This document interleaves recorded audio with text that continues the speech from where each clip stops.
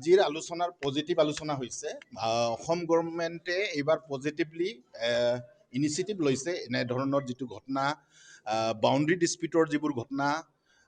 যোৱা সময়বোৰতো হৈ গৈছিল সেই ঘটনাবোৰত কোনো ধৰণৰ অসম চৰকাৰ লেভেলত বা চিফ ছেক্ৰেটাৰী লেভেলত আলোচনা কোনো ধৰণৰ আলোচনা অনাগত দিনত হোৱা আমি দেখা পোৱা নাছিলোঁ আৰু আমি কমিউনিটি যিবোৰ অৰ্গেনাইজেশ্যন আছে পেৰেণ্টছ অৰ্গেনাইজেশ্যন অৰুণাচল বা অসমৰ পেৰেণ্টছ অৰ্গেনাইজেশ্যনসমূহে বা TMPK বা ইয়াত থকা জাতীয় জনগোষ্ঠীয় অৰ্গেনাইজেশ্যনৰ মাজত আলোচনাৰ জৰিয়তে আগত হৈ যোৱা ঘটনাবোৰৰ বিষয়বস্তুবোৰক সমাধা কৰা হৈছিল কিন্তু এইবাৰ যোৱা হিমে আৰু বদতিত যি গুলীচালনা 11জন আমাৰ যি নিৰৰ লোক আঘাতপ্ৰাপ্ত হৈছিল সেই ঘটনাটোক আঁৰত কেন্দ্ৰ কৰি অসম চৰকাৰে এইবাৰ প্ৰথমবাৰৰ কাৰণে ইনিচিয়েটিভ লৈছে তাৰ কাৰণে অসম চৰকাৰক আমি ধন্যবাদ জনাইছোঁ আৰু অসম চৰকাৰে যোৱাকালি আমালৈ এখন চিঠি পঠিয়াইছিল আৰু এই চিঠিৰ জৰিয়তে আমি চিঠিক সন্মান জনাই আমি আজি প্ৰথমবাৰৰ কাৰণে যি এই ডেপুটি কমিশ্যনাৰ অফিচত আমি আলোচনাৰ কাৰণে আহিছোঁ আৰু পজিটিভ আলোচনা হৈছে আমাৰ যিবোৰ দাবী আছে সেই দাবীবোৰক তেখেতসকলে গ্ৰহণ কৰিছে আৰু সেই দাবীবোৰক তেখেতসকলৰ আলোচনাৰ জৰিয়তে সমাধা কৰাৰ কথা আমাক জনাইছে আমাৰ দাবী আছে যে কালপ্ৰিটসকল যি 4জনৰ নাম আমি FIR-ত নাম সন্নিৱিষ্ট কৰিছোঁ সেই 4জনক গ্ৰেপ্তাৰ কৰিব লাগিব আৰু গ্ৰেপ্তাৰৰ সময়সীমা আমি বান্ধি দিছোঁ 48 আৱাৰ্ছৰ ভিতৰত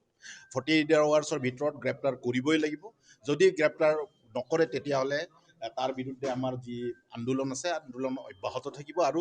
অনাগত দিনত আমি এই আন্দোলনক আমি আৰু মজবুতেৰে আগুৱাই নিম বুলি আমি এখেতসকলক আজি এই মিটিঙৰ জৰিয়তে হোৱা আলোচনাত আমি জনাইছোঁ কিন্তু এটা বস্তু আপোনালোকক মই জনাই থওঁ চিভিল ছ'চাইটি আছে আমাৰ অৰুণাচলৰ চিভিল ছ'চাইটি আছে যেনে ধৰক গালো ৱেলফেয়াৰ ছ'চাইটি গালো ষ্টুডেণ্ট ইউনিয়ন গালো ইউথ উইংছ বা আদি ষ্টুডেণ্ট ইউনিয়ন আদি বানে কেবাং নিচি এলাইজ ছ'চাইটি নিচি ষ্টুডেণ্ট ইউনিয়ন বা অৰুণাচলত যিমানবোৰ আমাৰ অৰ্গেনাইজেশ্যন আছে এই সকলোবোৰ অৰ্গেনাইজেশ্যনৰ বিৰুদ্ধে আমাৰ আন্দোলন নহয় তেখেতসকলৰ লগত আমাৰ আলোচনা অব্যাহত আছে এই ঘটনাটো কেন্দ্ৰ কৰি ইতিমধ্যে আৰু 1.5 ঘণ্টামানৰ পাছত মোৰ TMPK আৰু কেন্দ্ৰীয় সমিতিৰ নেতৃত্বৰ লগত গালো ৱেলফেয়াৰ ছ'চাইটি গালো ষ্টুডেণ্ট ইউনিয়ন আৰু অৰুণাচলত থকা আমাৰ যিমানবোৰ পেৰেণ্টছ অৰ্গেনাইজেশ্যন আছে এখেতসকলৰ লগত আমাৰ বৈঠক আছে এই বিষয়টোক লৈ আৰু এখেতসকলেও এটাই বস্তু আমাৰ দাবী আছে সেই দাবীটোৱে কালপ্ৰিটসকলক এৰেষ্ট কৰিব লাগে আৰু কালপ্ৰিটসকলক এৰেষ্ট নকৰা পৰ্যন্ত আমাৰ আন্দোলন অব্যাহত থাকিব কিন্তু সেই বিষয়ত কি ষ্টেপ ল'ম আমি TMPK